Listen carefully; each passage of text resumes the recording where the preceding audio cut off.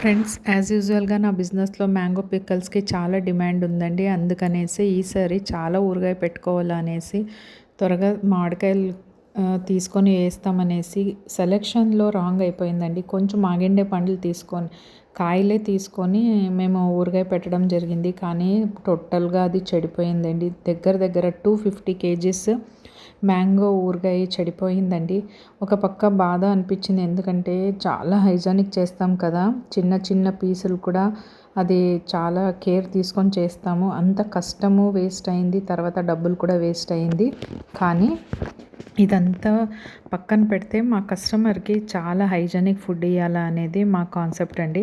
అందుకనేసి మొత్తం ఎంత లాస్ వచ్చినా పర్వాలేదు, నాకు ఈవెన్ 50,000 లాస్ వచ్చినా ఓకే అండి, బాధ అనేది ఉంటుంది. కానీ కస్టమర్కి లాస్ వస్తుంది కదా అనేసి ఇలా అది నేను పైంది తీసేసి కూడా నా కస్టమర్కి ఇవ్వచ్చు. అయినా కానీ మేము వద్దనుకొని జెన్యూన్గా ఉండాలి ఏదే కానీ, లాభం అనేది సెకండరీ అని ఆలోచన చేసి కస్టమరే దేవుళ్ళు అని చెప్తారు కదండి, అది 100% అండి.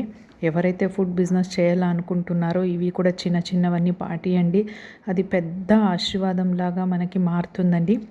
ఇది మనం కళ్ళ కప్పి ఇవ్వచ్చండి కస్టమర్కి, వాళ్ళకి తెలుసదు.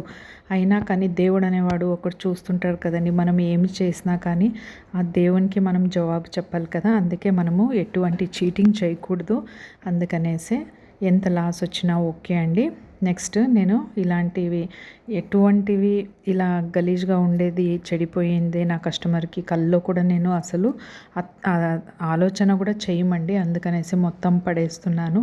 ఇలా మీరు ఆర్డర్స్ బయట పెట్టుకునేటప్పుడు కొంచెం జాగ్రత్తగా ఎవరు బాగా చేస్తున్నారో దగ్గరగా చూసి తెలిసిన వాళ్ళతోనే ఆర్డర్ పెట్టుకోండి. ఇది నా రిక్వెస్ట్. ఎందుకంటే బయట ఫుడ్ ఇప్పుడు పాయిజన్లా మారుతుందండి. అందుకనేసే